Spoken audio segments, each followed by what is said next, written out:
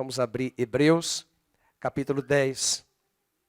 Tendo, pois, irmãos, intrepidez para entrar no Santo dos Santos, pelo sangue de Jesus, pelo novo e vivo caminho, que Ele nos consagrou pelo véu, isto é, pela sua carne. 10, 19, verso 21. E tendo grande sacerdote sobre a casa de Deus, aproximemo-nos com sincero coração, em plena certeza de fé, tendo o coração purificado de má consciência, e lavado o corpo com água pura. Guardemos firme a confissão da esperança sem vacilar, pois quem fez a promessa é fiel. Consideremos-nos também uns aos outros, para nos estimularmos ao amor e às boas obras. Não deixemos de congregar-nos como é costume de alguns. Antes façamos admoestações, e tanto mais quanto vedes que o dia com D maiúsculo se aproxima. Deus abençoe a sua palavra. Ele fale ao nosso coração nesta manhã. Você pode sentar. Eu vou pedir ao Ivan que, por favor, encaminhe uma mensagem que eu enviei para o Rogério, para que ele poste. Já tem, por gentileza? Essa semana nós temos uma data muito importante como brasileiros, que é o dia de hoje, nossa eleição. Mas o nosso centro pode deixar esta mesa, essa imagem bonita e apagar a luz para que nós possamos ver melhor. Essa semana o povo judeu, no mundo inteiro, vai celebrar o mais importante feriado judaico, o dia do Yom Kippur. Yom em hebraico é dia, Kippur é perdão. Esse era o dia mais importante no calendário judaico. No Velho Testamento, o Templo de Salomão, representado aqui agora nessa cortina, que alguns historiadores dizem que havia 30 metros de altura. Era uma linda cortina. À frente desta cortina, vocês conseguem enxergar o altar do incenso. Um altar das melhores ervas aromáticas. Estas ervas e especiarias deveriam ser mantidas ali acesas no altar do altar de incenso, um altar produzido totalmente de ouro maciço. E um pouco antes daquele altar, você tem a peça do candelabro e a mesa dos pães da proposição. De frente à cortina, o altar do incenso. Naquele dia em que Jesus morreu, na tarde da Páscoa, do seu ministério terreno, talvez muitos não dão a verdade, a contribuição e o valor, a palavra correta, o valor devido para o que de fato aconteceu naquele dia. O Cordeiro de Deus, que tinha sido preparado por Deus desde a fundação do mundo, estava agora no Calvário, estava agora no Gólgota. Horas antes, ele tinha ceado com os seus discípulos. Ele havia tomado um cálice. E aquele cálice, ele disse que era um cálice de muita alegria que ele beberia. Ao se dirigir para o Monte das Oliveiras, naquela mesma noite, Jesus orou por 3 vezes a mesma oração, pedindo ao Pai que, se possível, o afastasse daquele cálice. Aquele cálice que ele havia bebido com muita alegria, representava a vida que ele daria ao seu povo. A natureza de filho de Deus que estava sobre ele. Essa natureza seria imputada e transferida por direito de aliança a todos aqueles que o recebessem após a ressurreição. Mas concomitante, ele sabia, mas os apóstolos não sabiam e não dimensionavam que por direito de aliança, sua vida que seria imputada a nós, a nossa vida também seria imputada a ele, o pecado. E na cruz do Calvário, segundo a palavra de Paulo em 2 Coríntios 5, versículo 20, aquele que não conheceu pecado, se tornou pecado por nós. Naquela tarde de 15 horas da tarde de Páscoa, ele brada uma das mais importantes frases do Calvário. Pai, nas tuas mãos eu entrego o meu espírito. Outra frase registrada, chamada em grego tetelestai, está consumado. E a partir desta frase tão importante, bradada na cruz do Calvário, essa cortina de 30 metros de altura foi rasgada com uma mão divina, sobrenatural, não de baixo para cima, de cima para baixo. Com certeza, naquele dia, o sumo sacerdote assustou-se, porque o Monte Calvário era fora da cidade de Jerusalém. Os romanos crucificavam essas pessoas fora da cidade. E concomitante, no momento em que ele brada, está consumado. Pai, eu entrego nas tuas mãos o meu espírito. Aquela cortina foi rasgada. E agora, o autor de Hebreus, que possivelmente era alguém de um profundo conhecimento, que tinha um profundo conhecimento do Velho Testamento. Alguém que acompanhava de cátedra, desde a tenra infância, todos os sacrifícios, todas as ofertas do Velho Testamento, todo o ritual veterotestamentário do templo de Salomão, do tabernáculo de Moisés, todos os móveis, todas as ofertas, todos os altares, todos os elementos didáticos, pedagógicos que Deus havia levantado para trazer como sombras de uma realidade que estava por vir. Agora, o autor que escreve esta carta está dizendo à igreja brasileira, está dizendo à igreja de Cristo espalhada por sobre a terra, que o caminho está aberto a todos, lavados no sangue de Jesus, para entrarem com ousadia na sala do trono, na presença de Deus. O caminho está aberto, a cortina foi rasgada. Porque a tese do autor de Hebreus está muito clara no capítulo 10, verso 1, que você vai abrir comigo agora. Capítulo 10, verso 1. Ora, visto que a lei tem sombras dos bens vindouros. A lei está falando da lei mosaica, a lei de Moisés. E mais especificamente, não o decálogo, de forma alguma, porque o decálogo continua. Ele está falando da lei cerimonial. Ele está falando da lei das cerimônias, dos ritos, dos sacrifícios de animais. Aquela lei, com as cerimônias, com o modus operandi de como se deve chegar à presença de Deus, trazia sombras dos bens vindouros. Não era a imagem real das coisas. Nunca jamais a lei com as suas sombras pode tornar perfeitos os ofertantes. Com os mesmos sacrifícios que ano após ano, lá no templo de Jerusalém, esses sacrifícios perpetuamente eram oferecidos no templo de Jerusalém.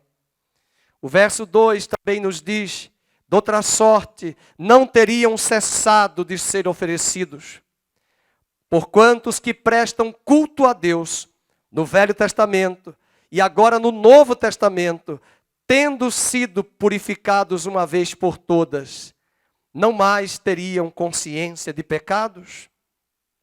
A tese do autor de Hebreus é que os antigos sacrifícios eram apenas sombras. A tese do autor de Hebreus no verso 2, nesse mesmo versículo 2, é que os antigos sacrifícios precisavam ser repetidos. A tese do autor de Hebreus é que os antigos sacrifícios também eram completamente ineficazes, ineficientes. Porque a Silvana, quando se dirigisse ao templo de Jerusalém, ela morasse em Nazaré, na Galileia, ela subiria a Jerusalém para levar os seus cordeiros, para levar os animais para oferta pelo pecado. E quando ela oferecesse tais ofertas, ela entenderia que aquele cordeiro, aquele animal, não tiraria o pecado dela, apenas cobriria o pecado que ela havia cometido. A natureza do pecado estaria na Silvana. A natureza do pecado estaria no Thomas e na Marissa. A natureza do pecado estaria no coração do homem, e o homem repetidamente se dirigia ao templo e levava ofertas pelo pecado. É bom dizer à igreja que se alguém levasse carneiro, novilho, rolinhas e pombinhos, dependendo do status da família, esses animais não poderiam ser comidos no templo. Essas carnes, essas ofertas, esses animais deveriam ser literalmente queimados.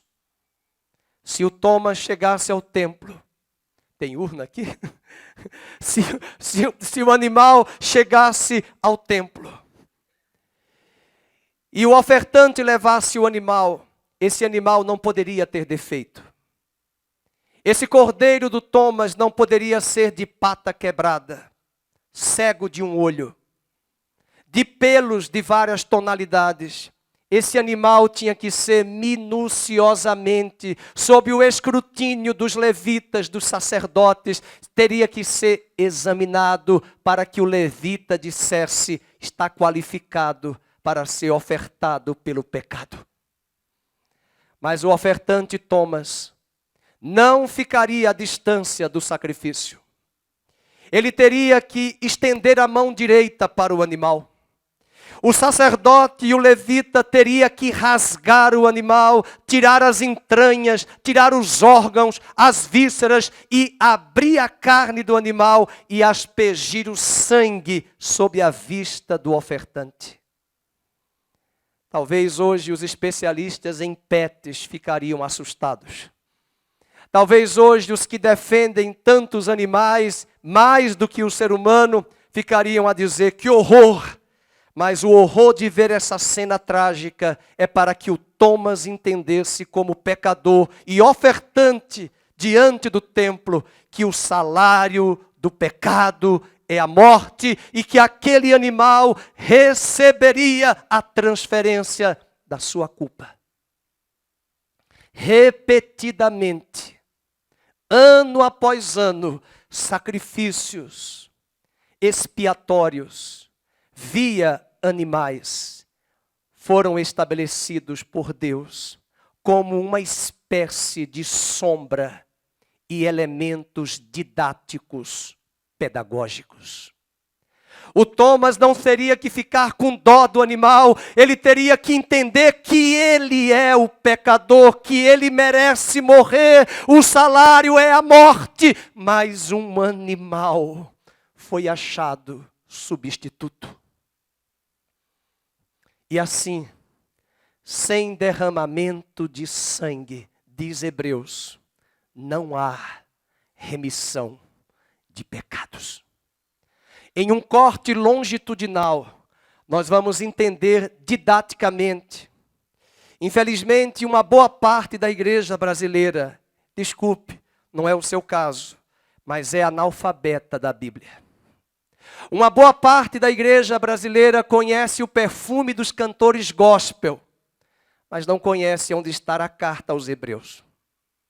Uma boa parte da igreja brasileira conhece músicas gospel, mas não conhecem as sagradas letras desde a tenra infância.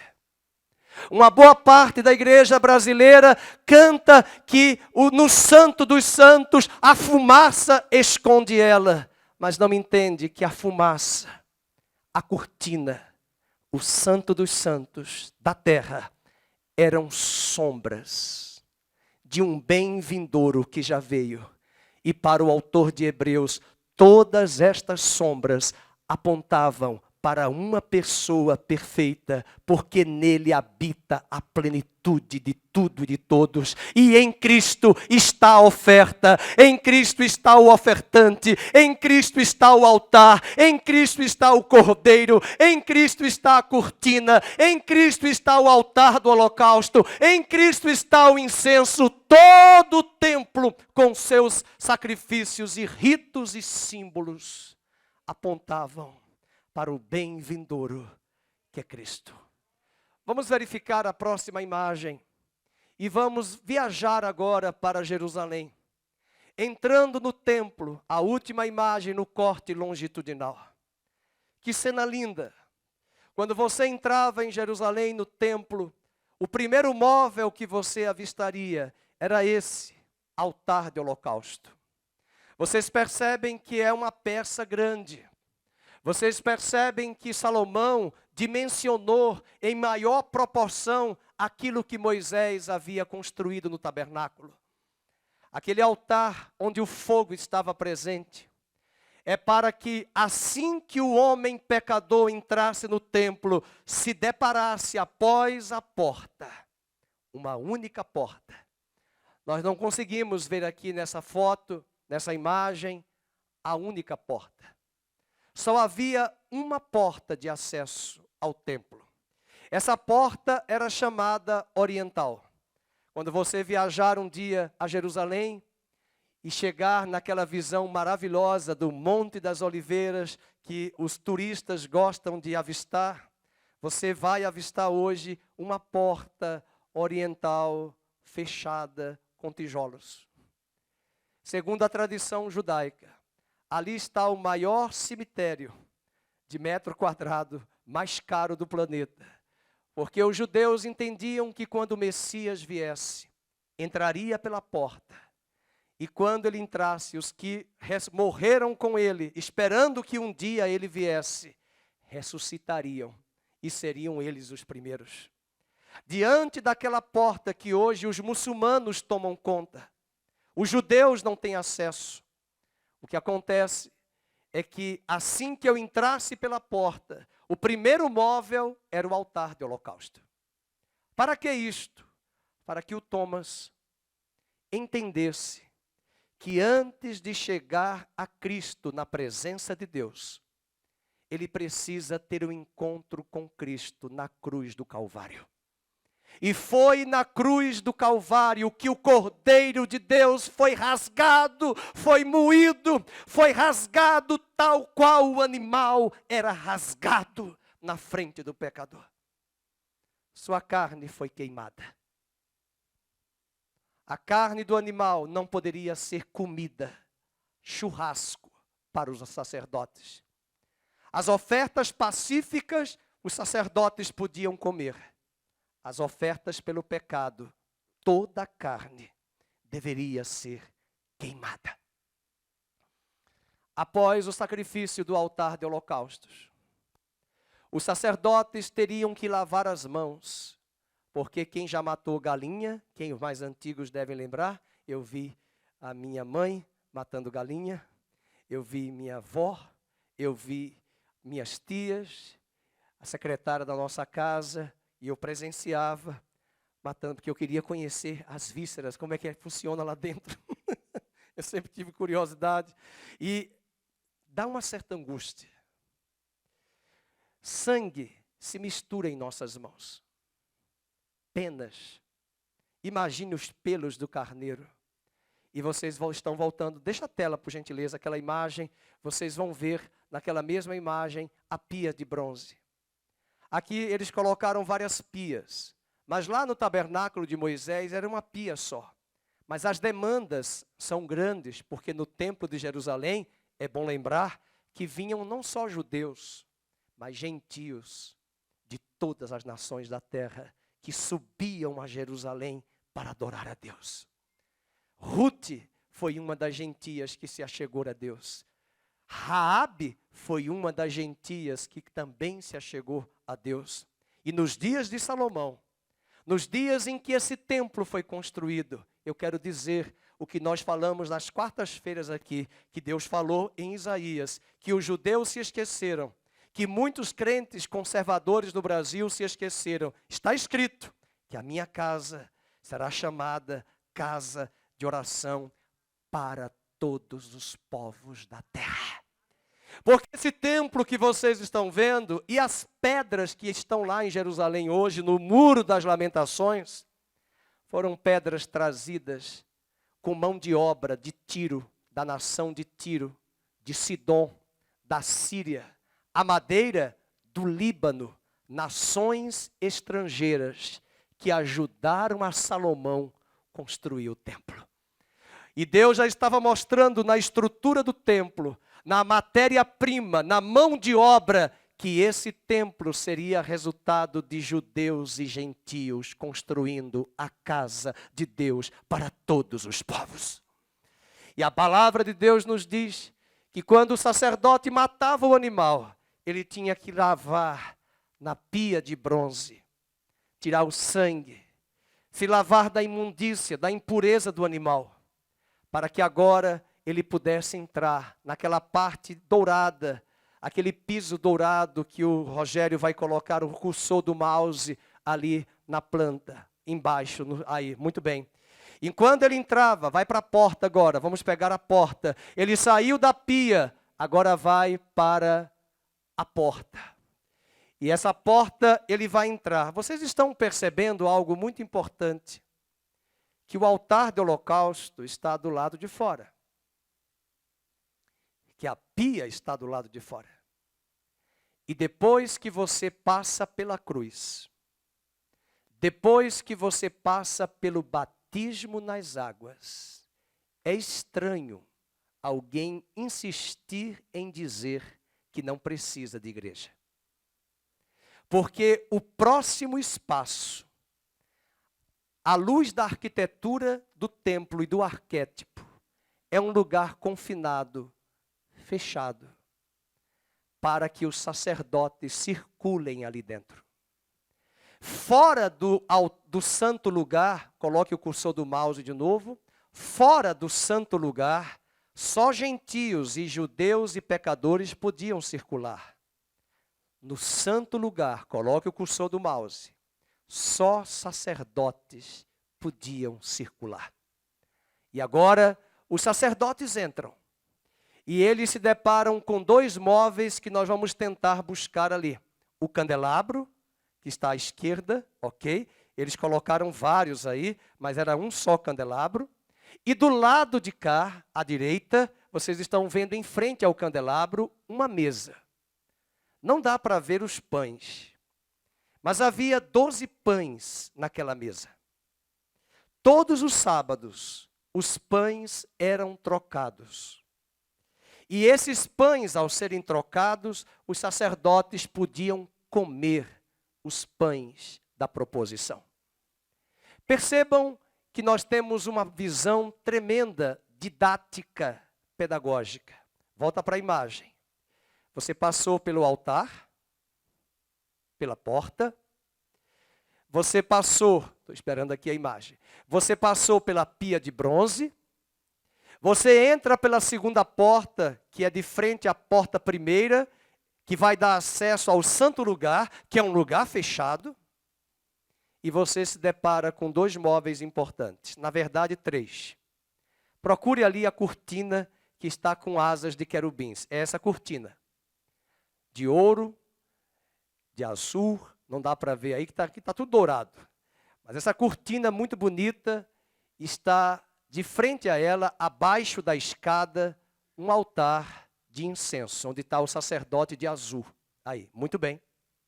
Esse sacerdote é o sumo sacerdote, ele está de azul, e ele está apresentando incenso. Apocalipse, capítulo 8, diz, versículo 5, que o incenso são as orações dos santos. Eu vou dizer de novo que eu achei que a igreja está assim dormindo. Né? O incenso são as orações e a adoração dos santos. Só que volta para a imagem. Só existe adoração e oração se os dois móveis anteriores forem cumpridos. Quais são os dois móveis? O candelabro O candelabro é uma peça de ouro maciça. Tem 7 castiçais. Ele aparece em Apocalipse, Jesus diz para a igreja: eu estou andando no meio dos 7 castiçais. Uma figura metafórica para dizer que ele está passeando no meio da igreja. E 7 ali, o candelabro, representa os 7 Espíritos de Deus. Deus não tem 7 espíritos, é uma figura de linguagem. Abra sua Bíblia, não vai colocar na tela, deixa a imagem. Abra sua Bíblia em Isaías, capítulo 11, verso de número 1. Vamos contar quantos espíritos tem. Deus não tem 7 unidades de espíritos. 7 na Bíblia é o número perfeito. 7 na Bíblia é o número da totalidade.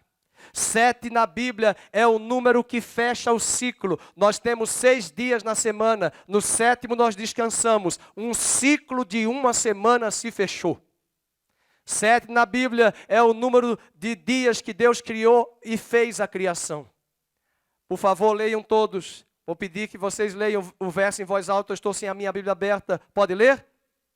Vamos? Pastor Amabe, vamos juntos? Vamos? Isaías 11, 1 e 2. Isaías 11, 1 e 2. Sim. Sairá um rebento. Um renovo. O Espírito do Senhor, vamos contar. 1, 2, 3, 4, 5, 6, 7 Espíritos de Deus. Não são 7 unidades. São 7 apenas títulos, atributos, qualidades desse poder todo-poderoso, do Deus todo-poderoso, por meio do seu Espírito. E o candelabro é de ouro puro para mostrar que é Deus mesmo pelo seu Espírito. Mas eu pergunto, pelo arquétipo do templo, que localização está o candelabro? Volta lá para o mouse. Cursor do mouse. O candelabro está de frente para a palavra. A palavra, os pães estão de frente para o candelabro. Sabe do que você precisa e eu também? Depois que nós fomos à cruz, depois que nós fomos batizados nas águas, eu não gosto de dizer isso, diga para o seu irmão, não vai dizer não, você vai dizer para você mesmo. Você precisa frequentar uma igreja local para conhecer a palavra e se encher do Espírito Santo. E ali, como é um lugar só de sacerdotes, é um lugar de comunhão dos santos. Depois que eu me encho da palavra, depois que eu me encho do Espírito, agora sim, eu posso me dirigir ao altar do incenso. Agora eu vou orar, agora eu vou adorar. Uma pausa. Mas antes de Cristo gritar na cruz, está consumado, eu teria que parar por ali. Nenhum sacerdote podia entrar no Santo dos Santos. O sumo sacerdote é descrito no capítulo 28 e 29 de Êxodo. Ele tinha que se revestir de uma vestimenta específica. Ele tinha nas suas bordas das suas vestes umas campainhas para vibrar e fazer barulho externo. Além disso, amarrava-se uma corda em sua perna direita para que uma vez por ano, ele entrasse no Santo dos Santos. Para a tradição judaica, esse era o dia em que Deus perdoava os pecados da casa de Israel. E segundo eles, o nome deles era escrito no livro da vida por mais um ano. Que trabalho, né? Na concepção deles, Deus tinha de escrever a cada ano, um cartório celestial, o nome de todos os eleitos. Mas isso não está na Bíblia. Isso foi a tradição judaica que criou. E naquele dia em que Jesus morreu na cruz e bradou a célebre frase, está consumado. Aqui vocês estão vendo uma figura do sumo sacerdote. 12 pedras no peitoral, 6 pedras no ombro esquerdo, 6 pedras no ombro direito, 12, para dizer que ele precisava entrar no Santo dos Santos, com um coração, com um peso de oração, representando Israel, e representando no ombro a responsabilidade e a missão e a incumbência de orar pelo seu povo. Se ele entrasse em pecado, ele seria morto ali mesmo no Santo dos Santos. E como é que se saberia que ele morreu? Porque as campainhas deixaram de trazer barulho. Puxava-se a corda e trazia o defunto para fora, caso ele entrasse morto, caso ele viesse a morrer. É verdade que o sumo sacerdote se preparava 7 dias. E agora me veio uma luz. Jesus entrou no domingo de Ramos. E ele se preparou na sua última semana para entrar no Santo dos Santos celestial. O autor de Hebreus diz que quando Jesus ressuscitou, porque ele morre na quarta-feira, possivelmente da Páscoa daquele ano, e passa-se quinta, sexta e sábado, e no domingo de manhã as mulheres foram avistá-lo, ele já tinha ressuscitado, e o autor de Hebreus diz no capítulo 1, que ele compareceu ao Santo dos Santos dos céus. 7 dias, porque o sumo sacerdote terreno teria que se consagrar durante 7 dias, antes de entrar no Santo dos Santos, no Yom Kippur. É nesse sacrifício que Jesus diz, está consumado. E em Jerusalém, concomitante no templo, a cortina é rasgada. E Deus estava por afirmar todas as sombras do Velho Testamento apontavam para o sacrifício perfeito do Cordeiro de Deus. E agora o autor de Hebreus escreve essa carta para encorajar aos hebreus israelitas convertidos. Entremos com ousadia no Santo dos Santos. Porque o nosso Senhor Jesus Cristo, agora para o autor de Hebreus, no capítulo 5, no capítulo 8, no capítulo 3, verso 1, afirma-se que Jesus é o nosso sumo sacerdote e ele já compareceu ao Santo dos Santos. Por que nós trouxemos todas essas ilustrações? Porque hoje é o dia da Santa Ceia. Hoje é o dia da comunhão dos santos. Hoje é o dia em que o Brasil vai às urnas votar. E nós devemos lembrar que a pessoa mais importante deste Brasil se chama Jesus Cristo de Nazaré. É Ele que reina, é Ele que governa. E eu quero parabenizar a todos que estão aqui, que vieram, alguns já votaram, e outros que estão aqui, que vieram ceiar na mesa do Senhor, porque é na mesa do Senhor que nós vamos relembrar a vitória de Cristo na cruz do Calvário, que despojou os principados, as potestades, desarmou o inferno nas regiões celestiais e deu aos seus eleitos a vitória.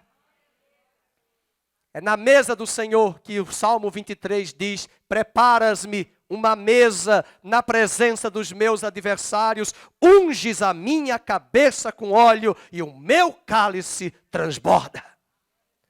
É nesta mesa que Ele coloca os adversários do Brasil debaixo dos nossos pés.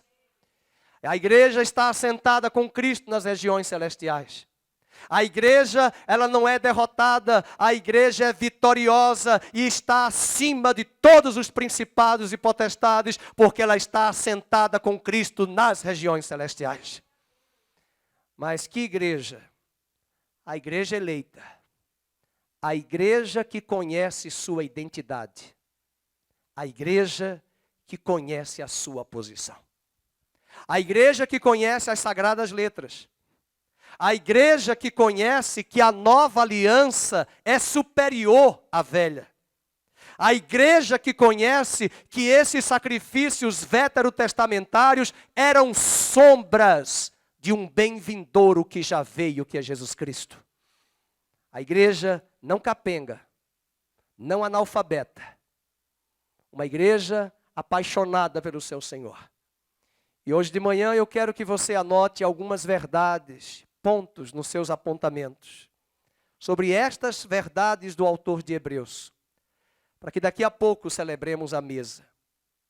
Vamos anotar o primeiro ponto, a partir de todos esses ensinamentos, no capítulo 10, verso 19, o autor de Hebreus diz que agora nós temos acesso irrestrito à presença de Deus.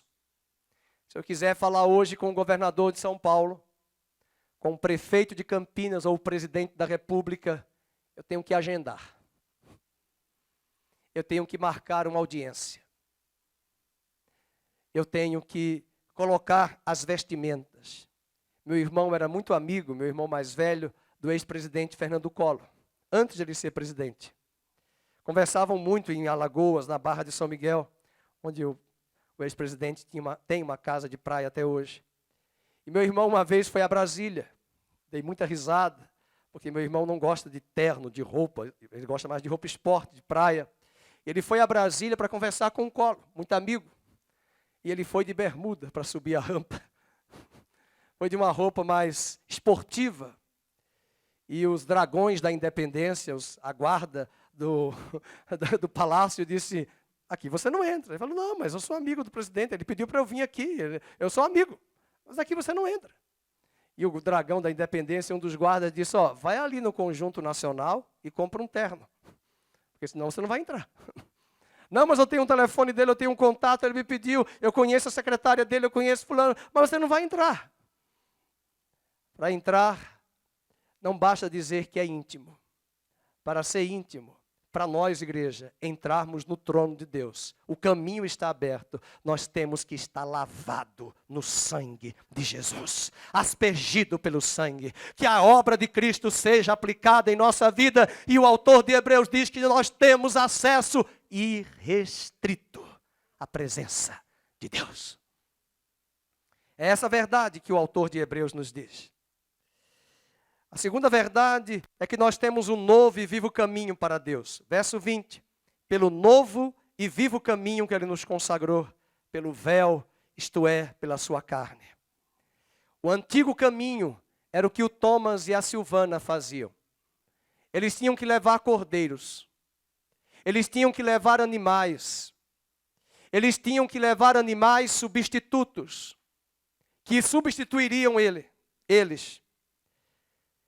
Só que aqueles animais, segundo o autor de Hebreus, diz que aqueles animais, o sangue dos animais, não podiam remover pecados, apenas cobria o pecado. Mas eu tenho uma boa notícia hoje de manhã, quando o primo de Jesus, João Batista, o avistou com 30 anos, chegando no deserto da Judéia, onde João Batista estava batizando. Apresenta-se Jesus, seu primo, com 30 anos, e ele diz em alto som aquilo que eu repetia muitas vezes na missa: Cordeiro de Deus que tira o pecado do mundo, tem piedade de nós. Cordeiro de Deus que tira o pecado do mundo, tem piedade de nós. Cordeiro de Deus que tira o pecado do mundo, tem piedade de nós. O papagaio repetia e não entendia nada. Até que um dia, depois de convertido, Marissa, depois que a luz do Evangelho chegou até mim, eu entendi: eis o Cordeiro de Deus, não que cobre, mas que tira o pecado. E não é do Fernando, do Thomas, da Marissa, tira o pecado do mundo. Ele morreu por todos. Que todos tenham acesso, se quiserem, recebendo a Cristo. Se consentirem e entenderem que Cristo é o seu único Senhor e Salvador, o preço já foi pago. O novo e vivo caminho se contrapõe ao velho e vivo caminho. Se você um dia viajar a Jerusalém, você vai ficar estupefato de ver algo tremendo. A última viagem que fizemos, em 95 eu viajei, ainda solteiro, não havia aqueles móveis que nós acabamos de ver ali, o candelabro. Os judeus têm acesso a um único lugar do antigo templo, que é o Muro das Lamentações. Aquela parede que restou, segundo os estudiosos, talvez seja a parede do muro do antigo templo, dos dias de Salomão. Mas o lugar mais sagrado para os judeus é onde hoje está a Mesquita de Omar, muçulmana, que um califa construiu há muitos séculos atrás. Quando a ONU autorizou Jerusalém ter autonomia judaica, com prefeito judeu, com governo judaico, o único lugar de Jerusalém que os judeus não podem entrar é o local onde antigamente era a planície do templo. Será que você já pode dar um glória a Deus aí? Será que os neurônios já fizeram sinapses? Será que a ficha caiu?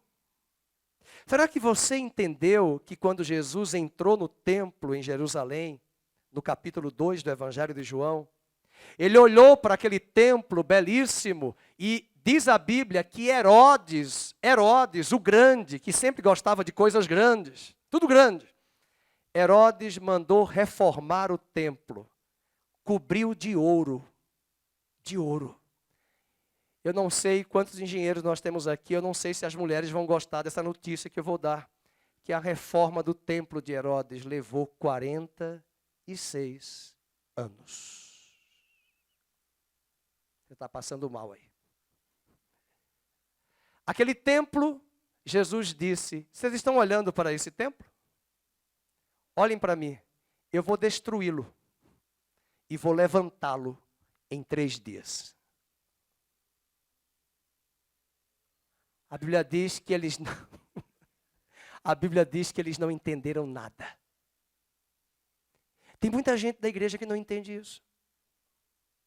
O templo foi destruído. O templo haveria de ser destruído no ano 70 pelo general Tito. E de fato o templo foi destruído. E se o templo não fosse destruído, sacrifícios de animais até hoje estariam sendo repetidos no templo em Jerusalém. E se os sacrifícios de animais fossem repetidos até hoje, a cruz do Calvário seria em vão. O sacrifício de Jesus seria em vão. E Deus, na sua soberania, faz com que Roma incline-se para destruir o templo, dispersa os judeus, 2000 anos de diáspora, os judeus voltam das nações para a terra em 1948, voltam para Jerusalém em 67, mas até hoje o lugar mais sagrado, a planície do templo, os muçulmanos estão lá até hoje.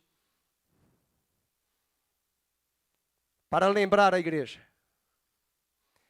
que o autor de Hebreus tem uma tese, que uma vez por todas e para sempre, Cristo é o último, perfeito e completo sacrifício.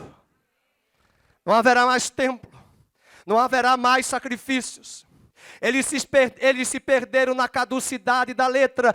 Se eles tivessem lido Oséias capítulo 3, vem dias, ó Israel, em muitos dias que vós ficareis sem templo, sem sacrifício, sem sacerdote, sem oferta e sem éfode, a vestimenta sacerdotal.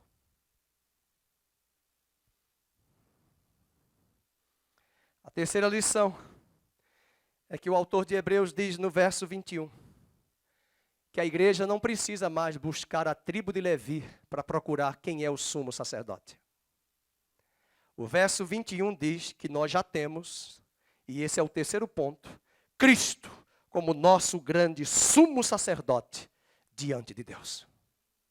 É uma tristeza ver uma igreja romana, em seu catecismo doutrinário, revisto no último concílio em 62 do Vaticano, a igreja insistia em dizer, é o sumo pontífice.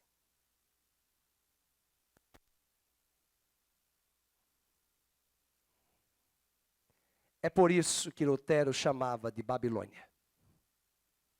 Ninguém pode usurpar esse título para si.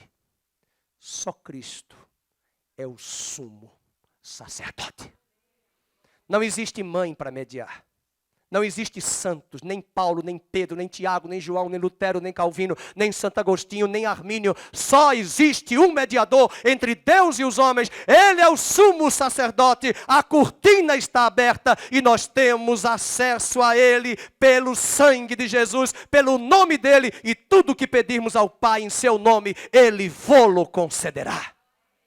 Ele é o sumo sacerdote. O autor de Hebreus diz, coloque aí Hebreus 7:25. Hebreus 7:25. Ele subiu ao trono da graça dos céus. Ele chegou ao Santo dos Santos. E a tese do autor de Hebreus é que ele vive totalmente para sempre para interceder por eles. Você tem um sumo sacerdote. Não é super-homem, não é o homem de ferro, não é o homem formiga, não é o homem biônico, é o sumo sacerdote Jesus Cristo. Marvel é fichinha. Marvel. Abra sua Bíblia em Hebreus, capítulo 8, verso de número 1. Ora, o essencial das coisas que temos dito é que possuímos, leiam, tal sumo sacerdote, eu e você possuímos, presente do indicativo, que se assentou à destra do trono da majestade nos céus. Sabe por que ele está no Santo dos Santos dos céus? Porque o Santo dos Santos da terra foi uma cópia e uma réplica daqueles 40 dias que Moisés ficou lá no templo. Tem gente que perguntou uma vez para mim, pastor, o que é que Moisés ficou fazendo lá 80 dias no monte, dia e noite? Vendo a planta do Santo dos Santos, de tal maneira que no capítulo 25, versículo 8 ao 10 de Êxodo, Deus falou para Moisés, faça tudo conforme te foi mostrado. Eu acho que alguns não entenderam. Faça tudo conforme te foi mostrado. Quem mostrou, meus irmãos? Deus mostrou para quem? Para Moisés. O quê? O que a Maria Olímpia já está na glória vendo. Essa semana perdemos a Maria Olímpia. Uma ovelha maravilhosa que em 4 anos se batizou atrás, se converteu a Cristo. Tinha 81 anos, 82. Não, ela morreu com 86, ela tinha 82 quando se converteu. Sedenta de Deus. Eu nem terminava o raciocínio, ela já tinha entendido tudo. E eu estava pensando ontem à noite, enquanto eu li essa carta, Senhor, quantas vezes eu dei Hebreus lá no tênis clube e aqui na igreja. Ela chorava. E ela tinha uma percepção, ela fazia sinapses neuronais assim tão rápidas, às vezes mais rápido que eu.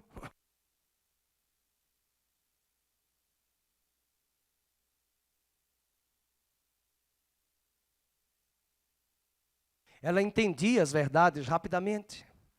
E quando ela morreu, eu lembrei de uma frase que eu disse para ela, quando a senhora chegar lá. Ela às vezes reclamava do louvor, do barulho. Eu disse, mas vai ter tanto barulho lá, Maria Olímpia. Vai ter tanto som. E as músicas do Apocalipse, a irmã vai ver. E eu entendia que ela reclamava do som, porque poucos sabiam que ela tinha aparelho auditivo. E quem já usou aparelho auditivo ou usa, sabe que qualquer palavrinha baixa, até uma formiga conversando com a outra ouve. Qualquer barulho. E como ela vai fazer falta em nosso rebanho. Que mulher especial. Que dama. Eu fico a pensar. Nas minhas brincadeiras, ela dizia, pastor, eu não quero chegar lá e ir para o Mobral. Ir para o Fumec. Eu acho que ela não foi para o Mobral. Porque o estudo da carta aos Hebreus, que nós fizemos no tênis clube durante 1 ano, ela entendeu o sacrifício de Jesus. E falo isso com muito pesar. Porque o desejo dela, antes de morrer, é que sua família conhecesse a Cristo. E eu continuarei, enquanto estiver vivo, orando para que seus filhos conheçam o Senhor. Que não esperem 82 anos para aceitarem a Cristo. Porque aquela mulher marcou o nosso rebanho. Marcou a nossa vida. Apaixonada pelo Senhor. Na pandemia, ela vinha todos os domingos. Deus cuidou dela. E eu falei, Senhor, foi tão rápido, mas o Senhor preparou ela para receber a Cristo. Com 84 anos, ela ainda viajava para São Paulo, de carro, dirigindo. Um dia as mulheres no jardim secreto Tinha uma vaga aqui, quase em frente à porta, ninguém conseguia colocar. 4 irmãs vieram com o carro, eu não sei quais foram as 4 irmãs. O Esda sabe quem foi. Ele viu, e elas não conseguiam. Essa mulher chegou com 84 anos. Fez assim, tchum, tchum, já instalou. Que rapidez, que agilidade. Ia para Bandeirantes, voltava, andava em São Paulo. Uma lucidez tremenda.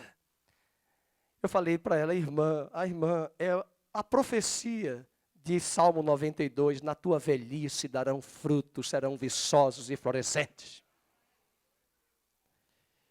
A quinta lição é que nós devemos ter ousadia, a quarta, para entrar na presença de Deus.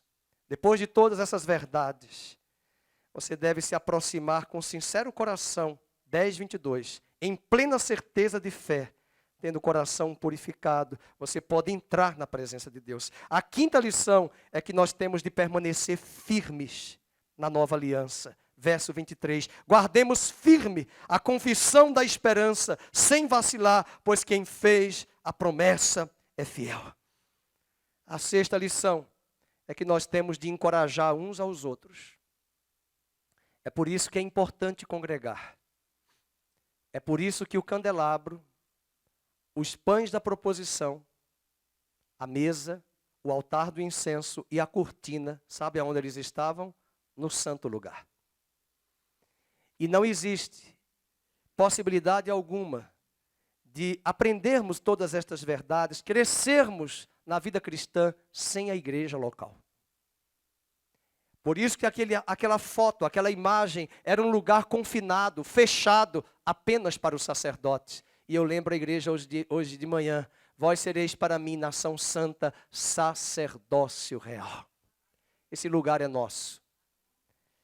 E o sexto ponto é que nós devemos encorajar uns aos outros. Capítulo 10, verso 24, consideremos-nos também uns aos outros para nos estimularmos ao amor e às boas obras. Como é que eu vou estimular o meu irmão, considerar o meu irmão, se eu não congrego? Se eu não me reúno? Que moda é essa? Cristo sim, igreja não. Isso é heresia. Isso é apostasia. Isso é esfriamento. Por toda a minha vida ainda católico, eu nunca desconsiderei a importância da igreja local. Quantos aprendizados eu aprendi na igreja católica e muito mais na igreja evangélica. Eu não posso deixar de congregar.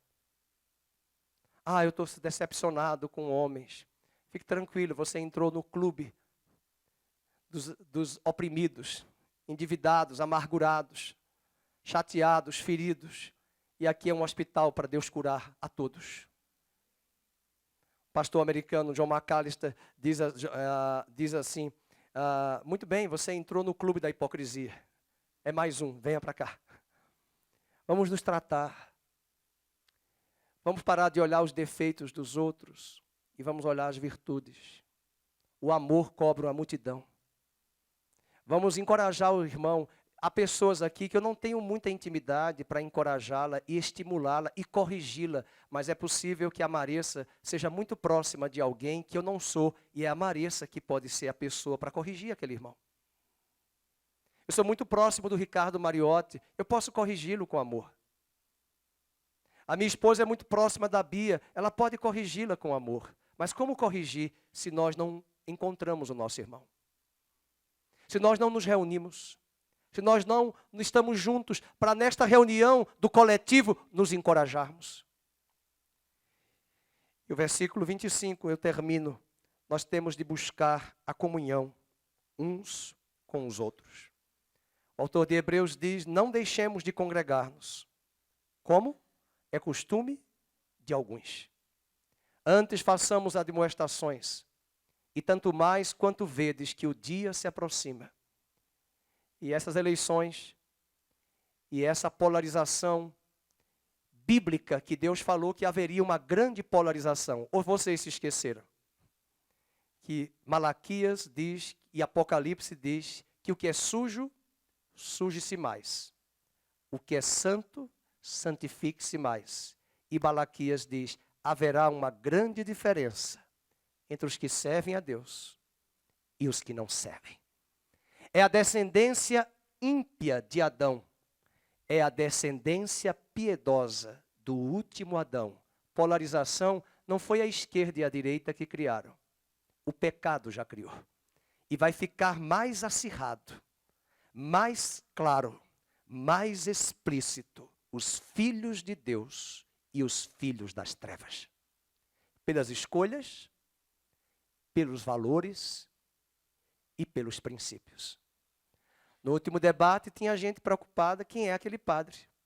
Era para se preocupar quem é aquele outro candidato que está usando da mentira, do cinismo e da prática da cleptocracia, roubando a democracia brasileira. Por que está preocupado? O padre, para mim, foi Deus que mandou para fazer confusão no lugar mais refinado que eles acham que é no Rio de Janeiro, aquela emissora. Porque Deus pegou Isaías, mandou ele mostrar as nádegas, 3 anos andando em Jerusalém mostrando as nádegas, e o povo, que horror! De onde saiu este homem? E Isaías disse, as minhas nádegas é que para Deus são as vergonhas de vocês que estão expostas, as escolhas erradas, o cinismo e a hipocrisia. Porque eles se esquecem, e há uma igreja brasileira que também se esqueceu, que Deus pega as coisas que não são para confundir as que são. A igreja precisa lembrar que nós já tivemos um presidente com doutorado e pós-doc de Paris. Já tivemos um analfabeto que se vangloria até hoje e nunca quis estudar. Já tivemos um presidente que estoca vento. E estão alguns preocupados. Ah, mas o presidente atual fala assim, fala assim, fala assim. Ah, então você quer votar em quem? Você está pensando em quê? Você precisa ler Juízes. Você precisa ler Juízes, que nós estamos estudando nas quartas-feiras. Que Deus pegou homens no anonimato, estranhos, esquisitos, mas objetivos, para dar livramento a Israel. A esperança do Brasil não está em homens, nem em partidos, está em Cristo. E Ele é especialista em pegar pessoas como você e eu, que nada são, para confundir as que são. Não jogue o seu voto votando em aparência. Muita gente votou no Collor pela beleza. Eu não votei, mesmo sendo alagoano. Aliás, ele não era alagoano, ele é carioca, nasceu no Rio de Janeiro, cresceu em Alagoas e foi morar em Londres. Portanto, queridos, lembre-se destas coisas e saiba que a esperança do nosso país está na pessoa de Jesus Cristo. E a igreja está aqui hoje nesta mesa, reunida para celebrar pão e vinho. E é nesta mesa que Deus diz, eu preparo uma mesa para ti. E dou a vitória a você e a derrota aos teus adversários. Vamos buscar encorajar uns aos outros. Vamos buscar ter comunhão uns com os outros. Eu quero que os diáconos cheguem aqui. Nós vamos entregar, vou pedir o pastor Felipe para nos ajudar rapidamente. Nós vamos pedir o Ministério de Louvor também para chegar. Vamos cantar uma canção, vamos receber os elementos e vamos voltar para a nossa casa, nos dirigirmos às urnas para votar e celebrarmos a vitória do Senhor sobre a nossa nação brasileira.